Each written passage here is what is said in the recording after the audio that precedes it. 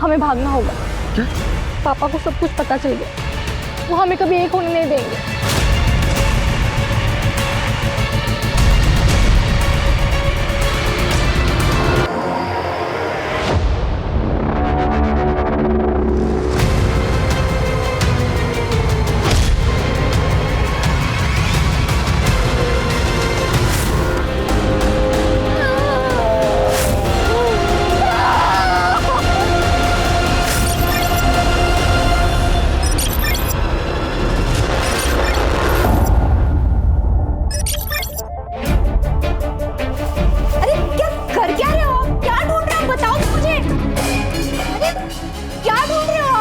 बताओ तो मुझे।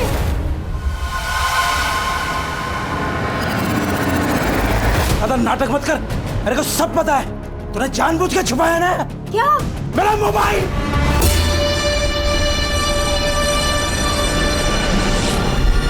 मोबाइल? हाँ, मेरा मोबाइल। अपने पैसे से जुआ खेलता हूँ, तेरे बाप के पैसे से जुआ नहीं खेलता हूँ।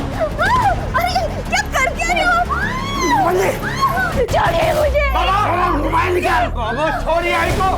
मेरा मोबाइल। आपका मोबाइल आई ने नहीं, मैंने छुपाया है।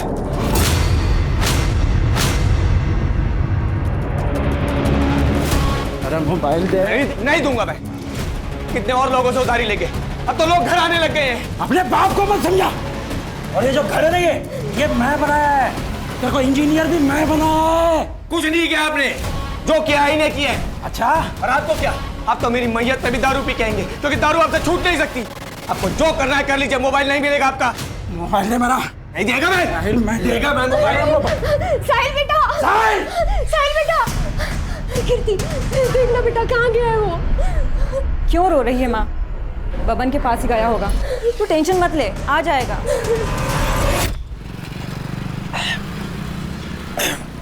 तू जानता है अपने बाप को, काय को दिल पे लगा ले रहा है। ये ले पियो। इस जहर को पीने के लिए कह रहा है। इसकी वजह से पूरा घर बर्बाद हो चुका है मेरा।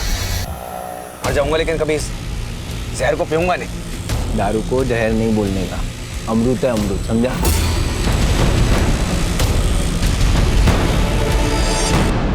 और तेरे बाप की वजह से इसको गाली मत दे।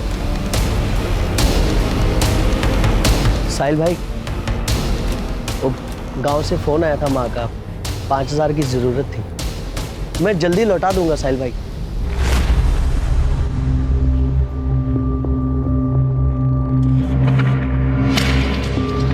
शुक्रिया साहिल भाई। दिन पैसा बांटा जा रहा है। बांट नहीं रहा हूं, उधार दे रहा हूं। तेरी तरह चोरी के मोबाइल नहीं बेचता, है धंधा करता है। चोरी का मोबाइल बेचने में भी ना हिम्मत लगता है, समझा?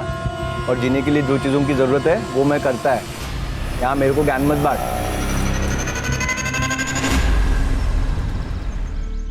आई मैं कॉलेज जा रही हूँ। बेटा नाश्ता तो करती जा। नहीं आई, बहुत लेट हो जाएगा। अरे बेटा सुन तो, नाश्ता। राघव, टाइल्स की नई बैच आई है, चेक कर लेना। हाँ पापा।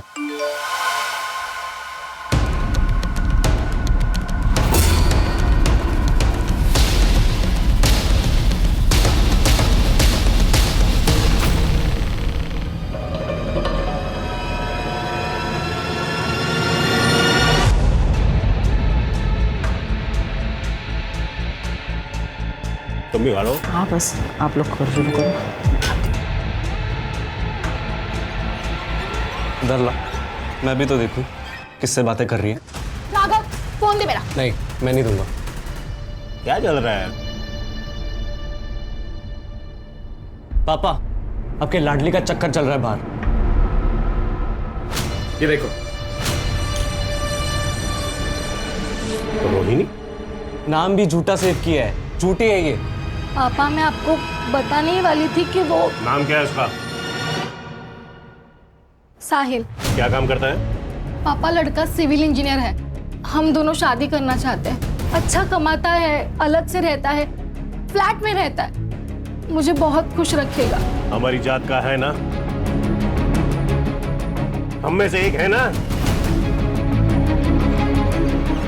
हाँ हाँ, हम में से ही है, सेम कास्ट। तो फिर डर क्यों रही थी? पहले बता देती। और नहीं तो क्या, मुझे तो लगा कि लड़का झुपड़पट्टी वाला रहेगा, इसलिए नहीं बता रही है। लड़के के साथ फैमिली भी अच्छी होनी चाहिए ना। यार बताया ना उसने, फैमिली अच्छी है। बता कब मिला रही है? क्या बात कर रही है? मिलने के लिए बुलाया है? शादी के लिए मान गए बिना किसी तांडव के? वो मैंने ना एक छोटा सा झूठ बोला है। अब क्या बोल दिया? यही कि तुम अच्छी फैमिली से बिलोंग करते हो, तुम्हारे पापा जॉब पे जाते हैं और मम्मी हाउसवाइफ है। और मैंने ये बताया कि हम दोनों सेम कास्ट के हैं और तुम फ्लैट में रहते हो। फ्लैट? तो तुम फ्लैट तो लेने वाले हो ना, तो ये बात तो सच हुई ना। रितु फ्लैट लेने वाला हूँ, लिया नहीं है यार। मुझे ये बताओ कि तुम कब आ रहे हो मिलने?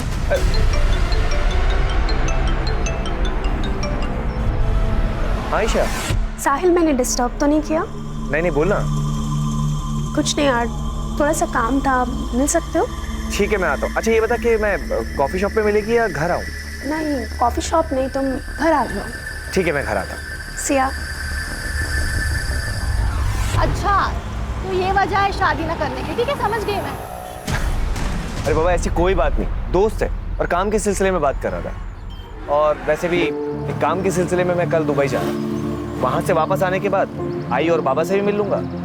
और तुमने ये जो प्यारा सा झूठ बोला है, इसका क्या करना है हम वो भी देख लेंगे। ठीक है।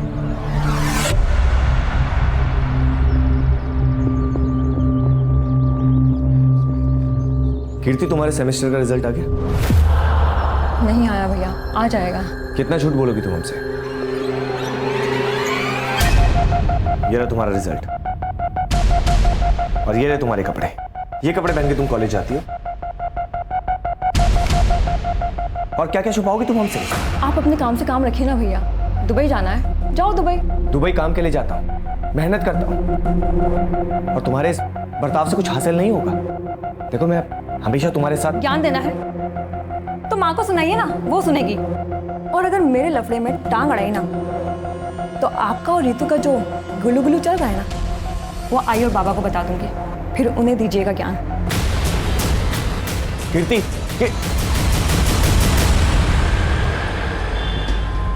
कीर्ति की फिक्र होती है यार। वो तो फालतू टेंशन लेता भाई। वो क्या अब छोटी बच्ची रही है, संभाल लेगी अपने आप को। अच्छा सुन, बीच बीच में घर जाते रहना। माँ को कुछ भी चाहिए तो ला देना यार, पैसा मैं दे दूंगा तेरे को। बड़ा है पैसे देने वाला, मेरी भी माँ है वो।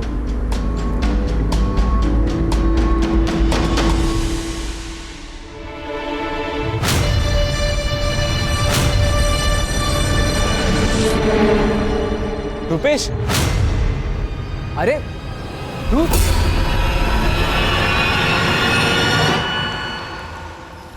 कैसा है भाई? ठीक हूँ, तू कैसा है? मैं भी ठीक। अच्छा सुन ना, तेरी बहन के वेडिंग कार्ड्स कहाँ से छपवाए तूने? क्या बात है, शादी कर रहा है क्या? मैं शादी नहीं कर रहा, रितु की शादी है। तो माँ ने बोला सब देख लेते हैं। रितु की शादी किससे? लव मैरिज है। एक मिनट, ये देख। इसके साथ? क्यों, क्या हुआ? पापा झूठ बोलिए, वो लड़का सड़ी चाली में रहता है, बाप बेवड़ा है, माँ दूसरों के घर पे काम करती है और वो दुबई वाली नौकरी। पता नहीं सच है कि झूठ है। ये सब कुछ झूठ है। और तू किस पे यकीन कर रहा है? उस रुपेश पे? माँ, वो रुपेश है ना, मुझे 3 बार प्रपोज कर चुका है, ये जानते हुए भी कि मैं इसकी बहन हूँ। ऐसे दोस्त है तुम्हारे? हाँ देख, झूठ मत बोल। मैं झूठ नहीं बोल रही। ठीक है, सब झूठ है ना, तो उसे उसके घर वालों को हम साथ में मिलेंगे। सब कुछ सही रहा तो शादी करा देंगे, लेकिन अगर झूठ हुआ तो तुम्हारी जान मैं खुद लूंगा रितो।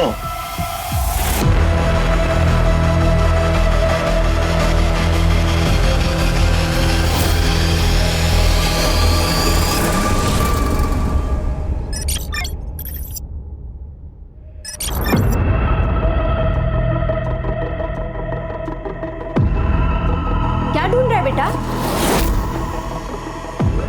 आई वो मेरे एक सामान रखा हुआ था, वो मिल नहीं रहा। कैसा सामान? आई बैग था लैपटॉप का। मुझे तो कोई बैग नहीं मिला। आई बाबा कहाँ है? अभी तक घर नहीं आए।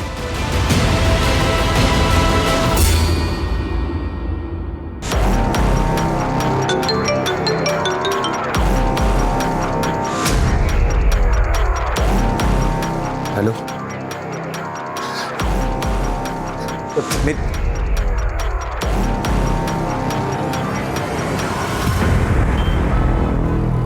एक हफ्ते से कॉल कर रही हूँ साहिल, तुम कॉल क्यों नहीं उठा रहे थे? एक काम में अटका था। साहिल, हमें भागना होगा। क्या? पापा को सब कुछ पता चल गया, वो हमें एक होने नहीं देंगे। रितु लेकिन मेरी बात। देखो साहिल, प्लीज हमें आज ही भागना होगा। ठीक है, 2 घंटे बाद सामान के साथ मुझे यहाँ मिल, हम लोग यहीं से निकलेंगे। सच्ची? सच। ठीक है, मैं तुम्हें 2 घंटे बाद यहाँ पे मिलती हूँ।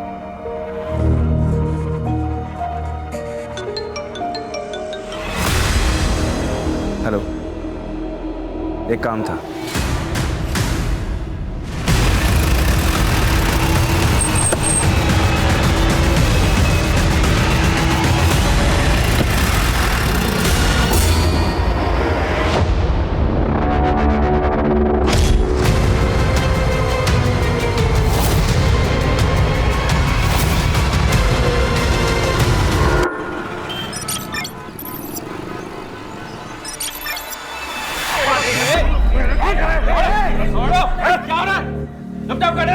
ये क्या हो रहा है?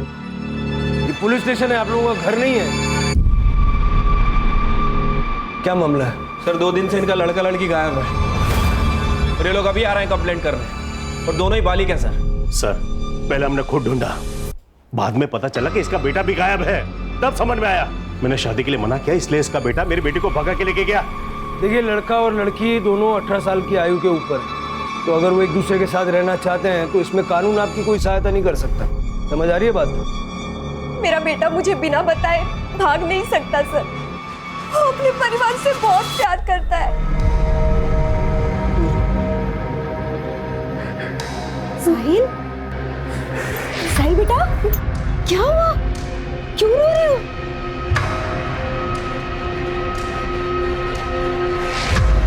मुझे माफ कर दो बेटा,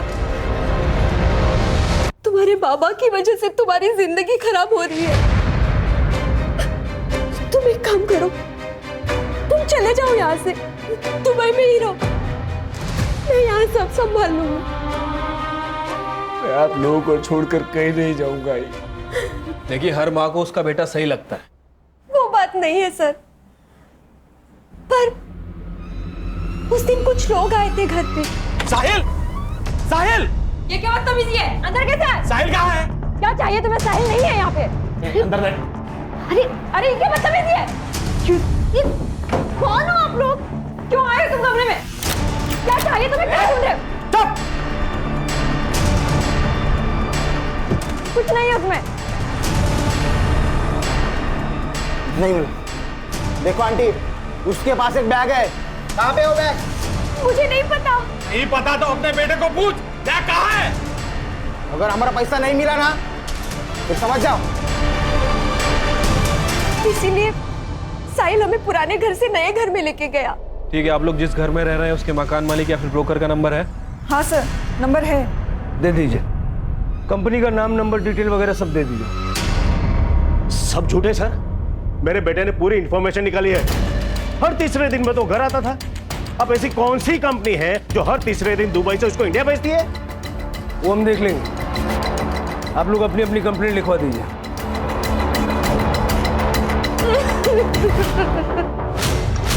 नॉर्मल केस ही लग रहा है सर।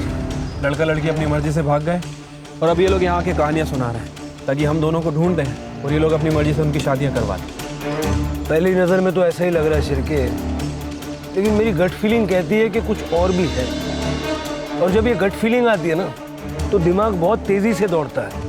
दोनों का सीढ़ियाँ निकालो और लास्ट लोकेशन निकल जाओ, और जिस बिल्डर ने इनको फ्लैट बेचा उसको बुलाओ। सर, ये वाला फ्लैट दिखाया था मैंने। क्या प्राइस होगी इसकी? 55 लाख। और वैसे भी सारा पैसा कैश में पेमेंट करने वाला था। सारा पेमेंट कैश में करने वाला था? जी, कई लोग लेते हैं इसे, तो मुझे लगा ये भी ले रहा होगा। और इतना ही नहीं, उसने 7 लाख रुपए मुझे एडवांस भी दिया। लेकिन हाँ, वापस ले लिए। कब की बात है? सर ये 1 तारीख को उसने मुझे पैसे दिए और 4 तारीख को रिटर्न लिया। तो तुमने पूरा पैसा वापस भी दे दिया? हाँ सर, क्या करता भी, देना तो था ना, लेकिन 5% एज पर पॉलिसी मैंने अपना कट करके दिया। और कहाँ दिया? साहब मुझे क्या पता, दिए होंगे पैसे, मुझे तो चाय बनाने से फुर्सत नहीं है। 9 बजे की बात है ये, और तू कह रहा है कि तू 7 बजे ही बंद करके चला गया था। साहब मैं सच बता रहा हूँ, मुझे कुछ नहीं पता। हाँ राणे, ठीक है हम लोग आ रहे हैं।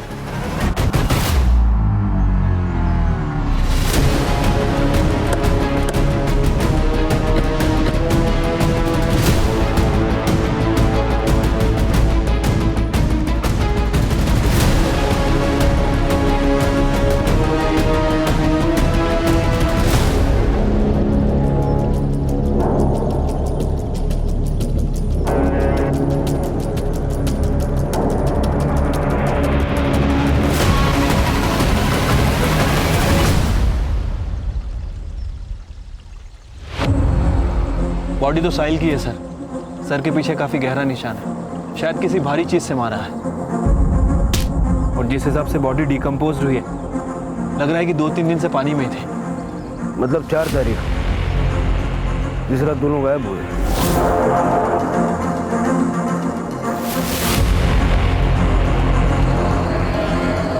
सर, आसपास के एरिया में कुछ नहीं है, चेक किया मैंने। बॉडी को पोस्टमार्टम के लिए भेजो और फॉरेंसिक टीम को बुला लो। Okay sir. आपकी गट फीलिंग सही थी सर। ये केस जितना सिंपल दिख रहा है उतना है नहीं। वो बिल्डर के स्टेटमेंट के हिसाब से वो बिल्डर साहिल को 55 लाख में घर बेचने वाला था, और ये सारी डील कैश में होने वाली थी सर। जब मैंने चाय वाले से इंक्वायरी की तो पता चला कि उसे भी इस डील के बारे में मालूम है, और चाय वाले की टपरी यहाँ से केवल 500 मीटर दूर है। कहीं ऐसा तो नहीं कि लालच में आके उस चाय वाले ने मर्डर किया? पॉसिबिलिटी तो है। ये साहिल कौन सी कंपनी में काम करता था और उसके घर जो धमकाने के लिए लोग आए थे वो कौन थे, जरा पता करो। वो चाय वाले को भी बुलवा लो। अगर साहिल की बॉडी यहाँ मिली है तो क्या ऋतु को भी?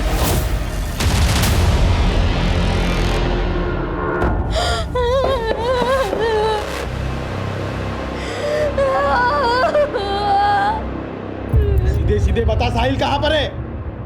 बोल।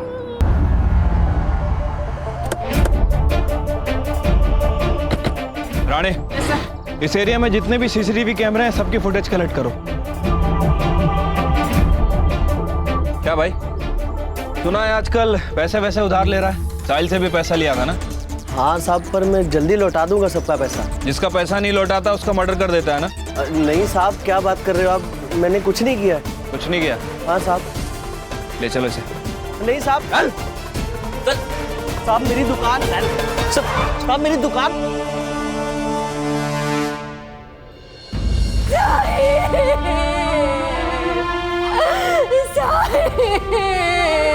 मेरा बेटा,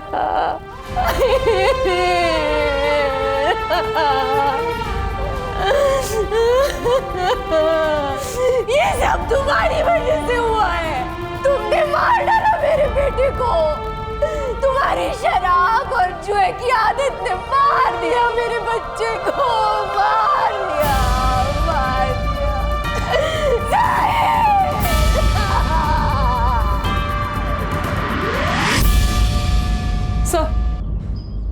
सर, साहिल और रितु की सीडीआर रिपोर्ट आ गई है। सर, रितु ने साहिल को पहला कॉल रात को 9:45 पे अपने घर से किया था। सर, दूसरा कॉल 10:34 पे हाईवे से 2 किलोमीटर दूर ढाबे के आसपास से किया था। सर, तब भी साहिल की लोकेशन टपरी की थी। सर, मैंने चाय टपरी के आसपास जितने भी सीसीटीवी कैमरे थे सबका फुटेज चेक किया सर, कुछ भी सस्पिशियस नहीं मिला है। एक काम करो, रितु के घर से चाय टपरी तक और साहिल के घर से चाय टपरी तक जितने रास्ते हैं सबका सीसीटीवी चेक करो, देखो दोनों नजर आते हैं क्या।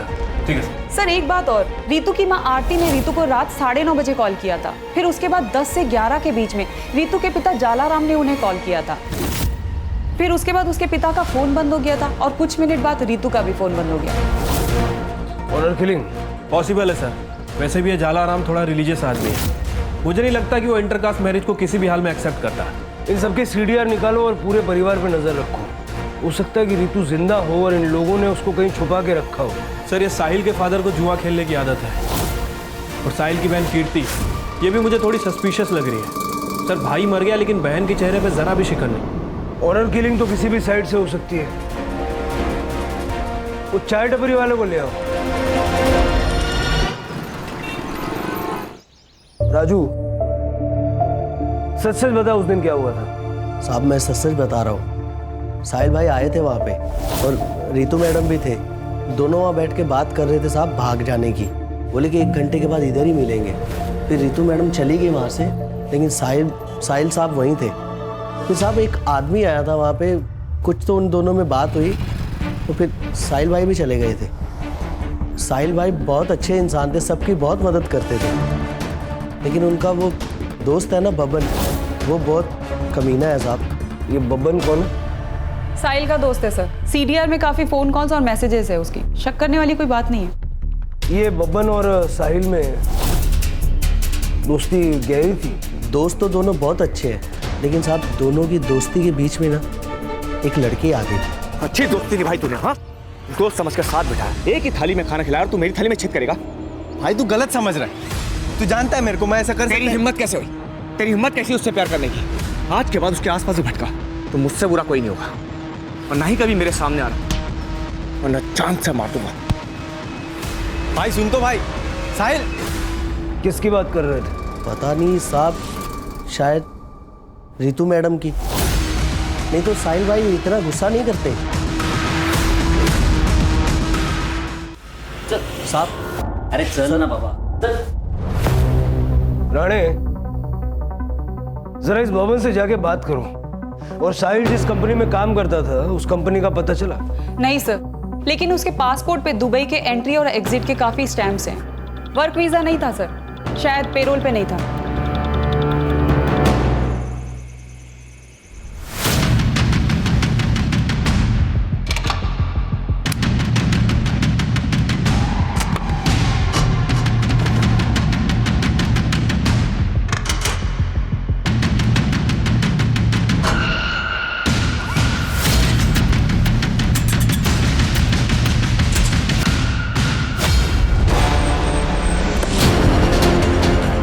ये ऋतु और साहिल का फोटो दिखा के जरा आसपास पता करो।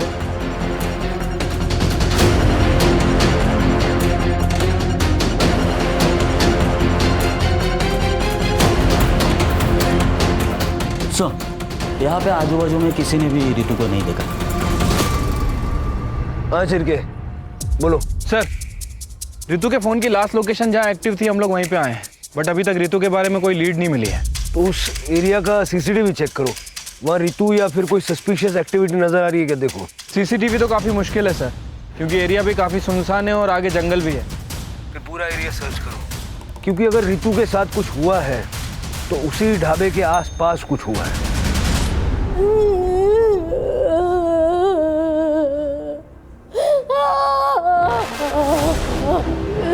मुझे छोड़ दो, मुझे जाने दो। जब तक वो बैग नहीं मिलता ना, तू यहाँ से कहीं नहीं जा सकती।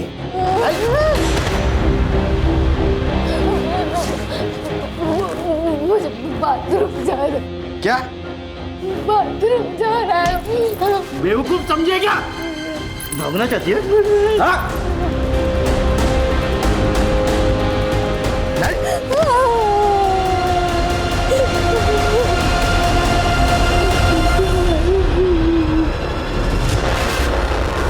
साहिल, हमारी शादी तो होगी ना?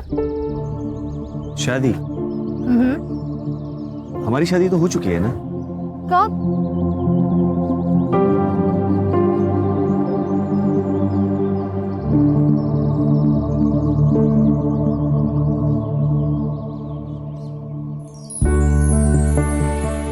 खुश? बड़े फिल्मी हो तुम। मैं तुमसे बहुत प्यार करती हूँ, तुम मुझे कभी छोड़ के मत जाना। हा? कभी नहीं जाऊंगा।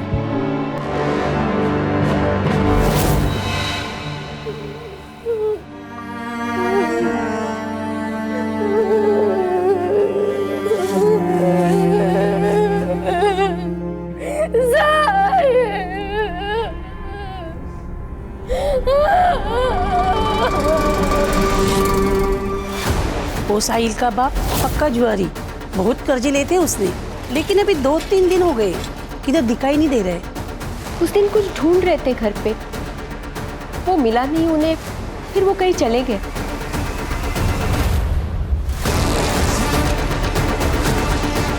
मैडम दोस्त था वो मेरा, जब से पता चला मैडम मैं घर से बाहर नहीं निकला। जो कोई भी है मैडम उसको पकड़ो आप और सजा दो मैडम उसको। सर मैंने साहिल की सीडीआर रिपोर्ट में हर एक नंबर को बारीकी से चेक किया है। एक नंबर है सर असलम परवेज का, हिस्ट्री शीटर है सर, 2 मर्डर केस में अंदर जा चुका है, अभी पेरोल पर बाहर है। सर ये साहिल के जॉब की कहानी को समझ नहीं आ रही, कुछ गड़बड़ लग रही है सर। हो सकता है कि साहिल किसी इलीगल काम में इन्वॉल्व था और उसके पास कुछ पैसा भी था। जैसा कि साहिल की माँ ने कहा था, कुछ लोग घर आए थे धमकाने, ये वही लोग होंगे जिनको साहिल का पैसा चाहिए था। हो सकता है सर। सर ये कुछ बैंक रिपोर्ट्स की डिटेल्स है। सर साहिल की बैंक अकाउंट डिटेल्स है।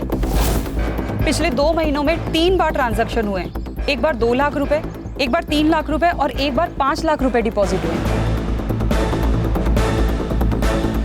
कौन है ये दाता? हम 3 ट्रांजैक्शंस की बात करेंगे। तुमने साहिल को पैसे ट्रांसफर किए थे, क्यों? सर वी वर क्लासमेट्स, अच्छे दोस्त थे हम। ही नीडेड अ लोन, मैंने उसको दे दिया और उससे कहा था कि वो वक्त पे पैसे वापस कर देगा, इसके अलावा कुछ नहीं।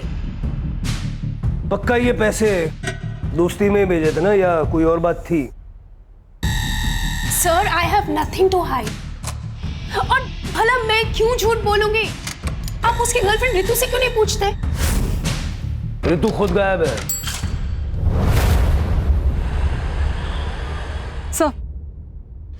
सर साहिल की पीएम रिपोर्ट। सर उसकी मौत ब्लंट फोर्स ट्रॉमा से हुई है, सर पे काफी गहरी चोट आई है, ब्लड लॉस भी हुआ है, मारकर उसे तालाब में डाल दिया था। सर टाइम ऑफ डेथ 12 से 1 बजे के बीच। मतलब ये साहिल जब चाय टपरी से अपने घर जाने के लिए निकला 10:30 से 11 के बीच, तब किसी ने उसे बीच रास्ते में मार दिया और जगह सुनसान थी, इसलिए ना किसी ने देखा ना किसी को पता चला।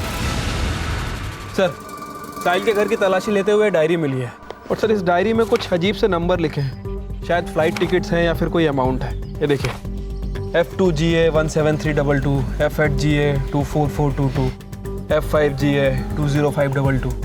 ये फ्लाइट का PNR तो नहीं लग रहा, शायद ये F स्टैंड्स फॉर फ्लैट, और ये हो सकता है कि लेन देन की अमाउंट है। लेकिन सर ये साहिल इतना पैसा लाता कहाँ से था? सर वो जॉबलेस था, तो दुबई से इतना ट्रैवल कैसे कर लेता था? अगर स्मगलिंग करता तो एयरपोर्ट पे पकड़ा जाता। कस्टम्स ऑफिस में जाके पता करो। ठीक है सर।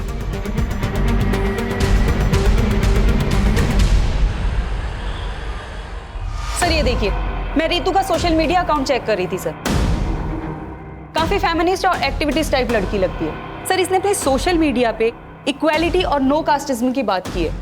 इसकी पोस्ट पे रुपेश नाम के लड़के ने हेट कमेंट किया है, उसके बाद इन दोनों के बीच चैट पे लड़ाई भी हुई है।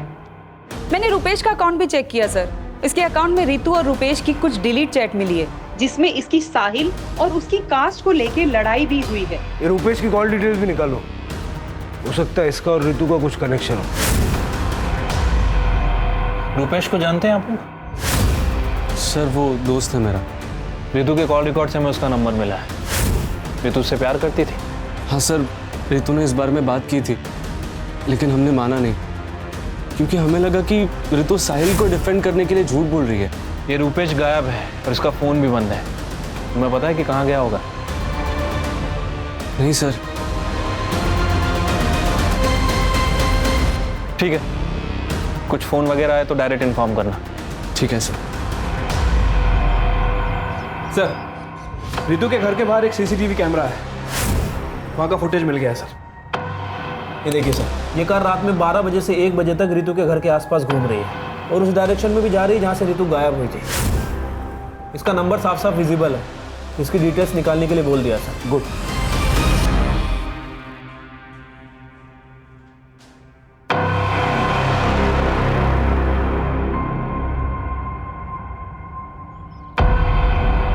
सर वो गाड़ी जिग्नेश रोड़ा के नाम पे रजिस्टर है। जिग्नेश रोड़ा?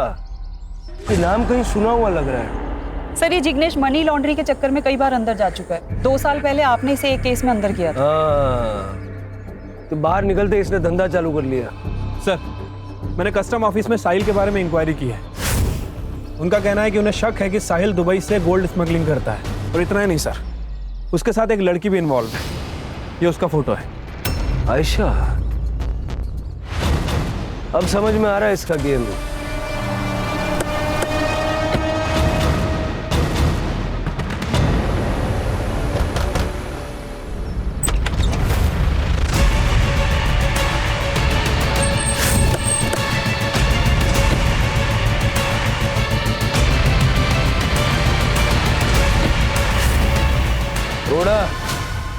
बोला था ना सुधर जाना। मैं कुछ नहीं किया, सामने किया, सामने कुछ नहीं पता मुझे साहब। झूठ मत बोल, सीसीटीवी फुटेज है हमारे पास। तेरे कॉल रिकॉर्ड बता रहे कि 4 तारीख को तूने आयशा को फोन किया था, ठीक वहां से जहां से रितु गायब हुई थी। देख, साहिल और आयशा के खिलाफ कस्टम ऑफिस से सबूत मिल चुका है। अब सीधे सीधे बोल, वो लोग कहां पे है? बोल। बताता हूं, सब बताता हूं।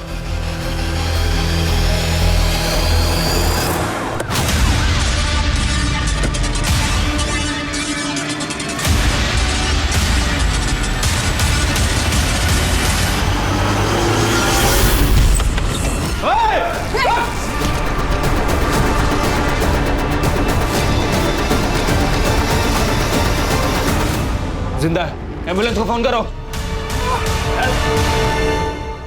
आपके खिलाफ हमारे पास 2 एविडेंस है। यह है कस्टम ऑफिसर्स की रिपोर्ट। इसमें साफ साफ लिखा है कि आप और साहिल दुबई से गोल्ड स्मगलिंग करते थे। और यह आपकी कॉल रिकॉर्ड। इससे साफ पता चलता है कि 4 तारीख को आप रितु के घर के आसपास मंडरा रहे थे। अब सीधे ये बताइए कि क्यों मारना चाह रहे थे रितु को? देखिए सर, साहिल मेरे लिए दुबई से गोल्ड की स्मगलिंग करता था। मुझे पता है तेरी जॉब चली गई है और तुझे पैसों की सख्त जरूरत है। मैं तेरी हेल्प कर सकती हूँ, लेकिन उसके लिए तुझे मेरा एक काम करना होगा। दुबई से गोल्ड के कुछ पैकेट्स इंडिया लेकर आने होंगे। लेकिन ये तो गलत काम है ना। एक गलत काम करने से अगर तेरी लाइफ सही हो जाए तो वो अच्छा है ना। सोच, तू गाड़ी ले सकता है, एक बड़ा घर खरीद सकता है, अपनी बहन की शादी करा सकता है। अरे तू खुद शादी कर सकता है।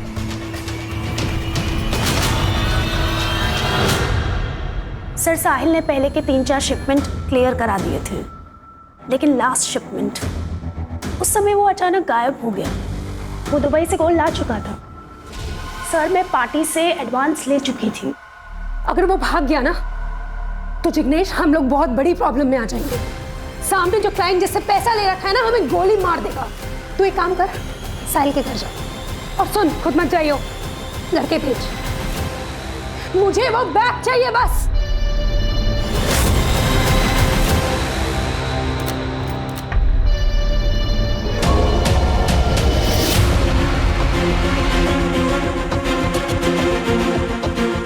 बैग नहीं मिला और ये साहिल भी गायब है। क्या? तू एक काम कर, उसकी गर्लफ्रेंड रितु को उठा, खुद ही आएगा बैग लेके।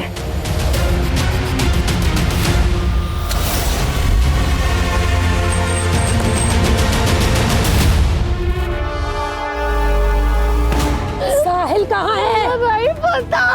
बैग का है, बैग। कौन सा बैग? सोने से भरा हुआ बैग कहाँ है? नहीं पता। झूठ। कहाँ है? कहाँ है फोन? चुप, बोले ना चुप। शाने ने नंबर चेंज कर लिया। हेलो, कहाँ है तू? किससे भाग रहा है? देख साहिल, मुझे बैग अभी लाके तूने नहीं दिया ना, तो ये जो तेरी मैना है ना, ये मेरे पास। अगर मुझे मेरा बैग नहीं मिला तो या तो मैं तेरी मैना को बेच दूंगी या मार दूंगी। देखिए, उसे कुछ मत करना। मैं आता हूँ, फिर बात करते हैं। जल्दी आ।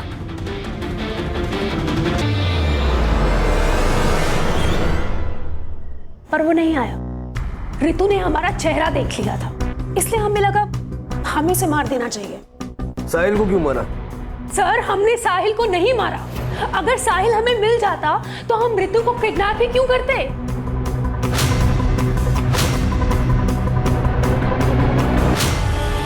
क्या लगता है सर? शायद सच बोल रहे हैं, लेकिन ऐसे यकीन कैसे कर लें? इंट्रोगेशन चालू रखो। रूपेश का पता चला? अभी तक तो नहीं सर। सर रुपेश पकड़ा गया। उसके बैंक ट्रांजैक्शन पे हमारी नज़र थी सर। उसने लोनावला के पास एक होटल पे अपना कार्ड स्वाइप किया था। हमने लोनावला पुलिस स्टेशन से कोऑर्डिनेट किया, वो लोग यहाँ लेके आ रहे हैं।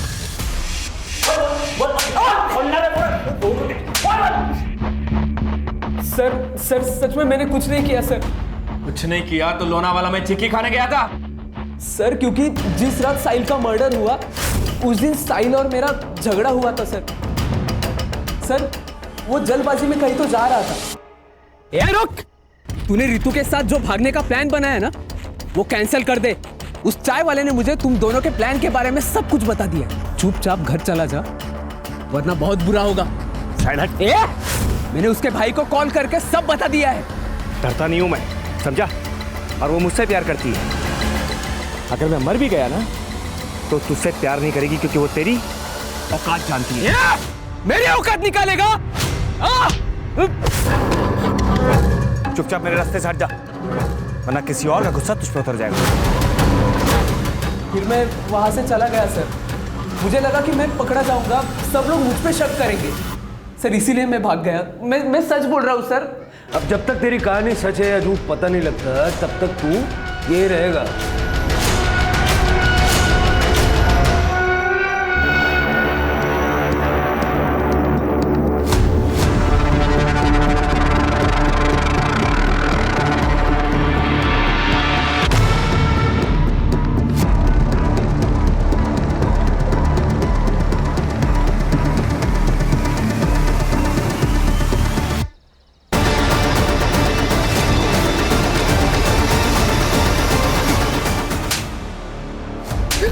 सर मैंने ही रुपेश भाई को बताया था, तो उन्होंने मुझे रितु मैडम और साहिल भाई के बारे में बताने के लिए 2000 रुपए दिए थे।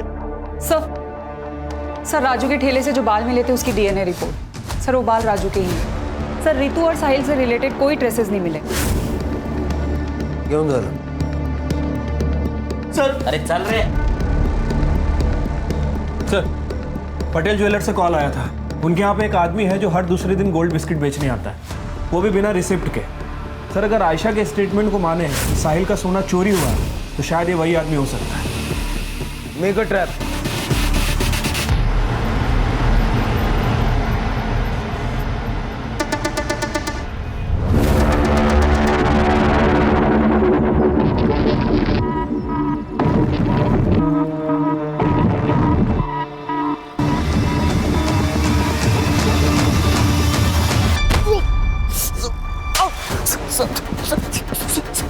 सीधा खड़ा रहे।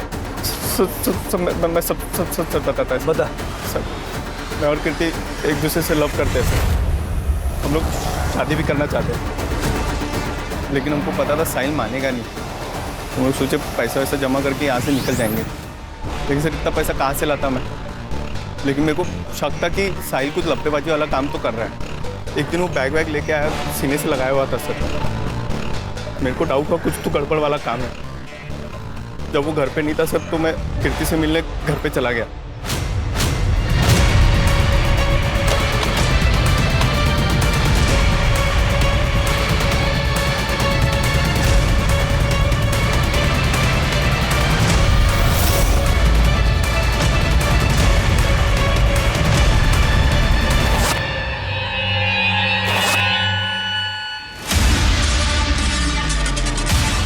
सोचा सारा सोना बेच के हम लोग शिमला शिफ्ट हो जाएंगे, वहाँ पे कोई पकड़ेगा नहीं तो सर। तो जब तुझे गोल्ड मिल गया तो लालच आ गया, और जब साहिल को पता चला कि उसका गोल्ड तूने मारा है, तूने उसको मार दिया। मैंने साहिल को नहीं मारा सर, आई शपथ सच बोल रहा है मैं सर। 4 तारीख को कहा सर थोड़ा सा सोना मैं बेच दिया था, तो मुंबई के बार में रात भर पिया मैं उस दिन। सच नहीं बताएगा ना, तो पेट में से सारा सच बाहर निकल गया।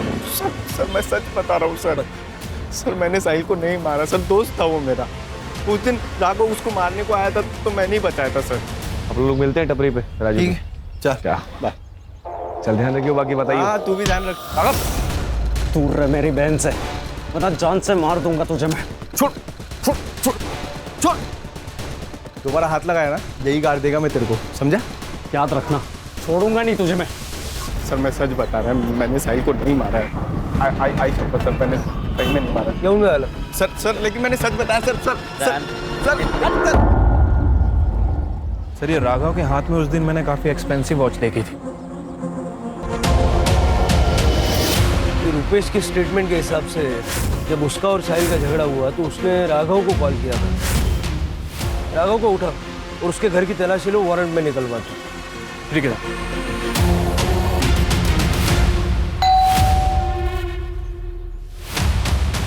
पूरा कमरा अच्छे से चेक करो।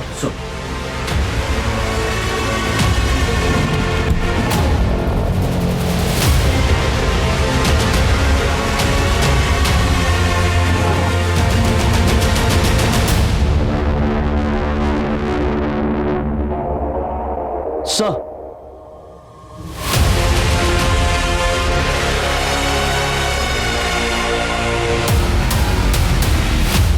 जो पैसे गौरव ने साहिल को दिए थे वो पैसे हमने तेरे घर से बरामद किए। चल तब बता क्यों और कैसे मारा? सर हम लोग सोसाइटी में रहते हैं, हमारा लोगों के साथ उठना बैठना रहता है। अब ये निचली जाति वाला हमारी बराबरी करेगा, इस बात से लोग बातें करने लगे थे। और ये मेरी बहन घूम रही थी उस साहिल के साथ, गुस्सा आ रहा था मुझे। और उस रात मुझे रुपेश का कॉल आया। हाँ रुपेश बोलना। तेरी बहन और साहिल आज रात को भागने वाले हैं। कहाँ आया तुम?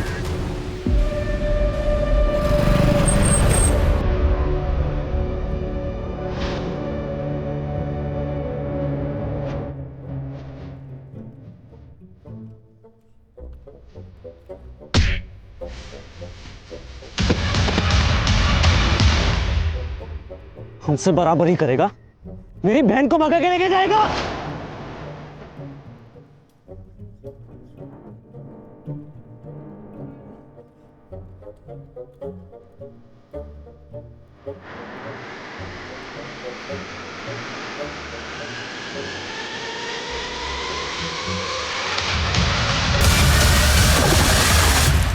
तो मैं भाग गया था वहां से।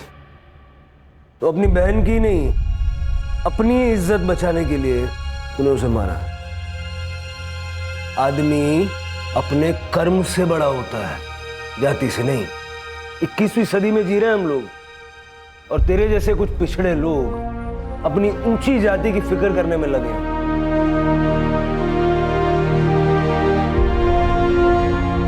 बच्चों पर होने वाले संस्कार उनका भविष्य तय करता है।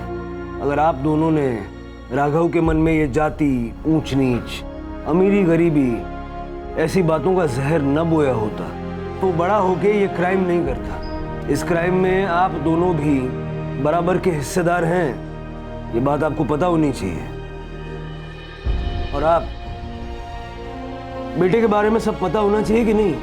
अगर आपका बेटा इतने सारे पैसे कमा के घर ला रहा है तो वो पैसे कहाँ से आए, ये पूछना आपका फर्ज था कि नहीं?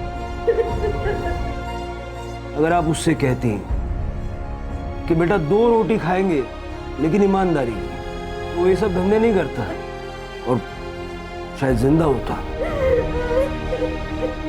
बच्चे देश का भविष्य हैं, लेकिन उस भविष्य को संवारने की जिम्मेदारी माँ बाप की है।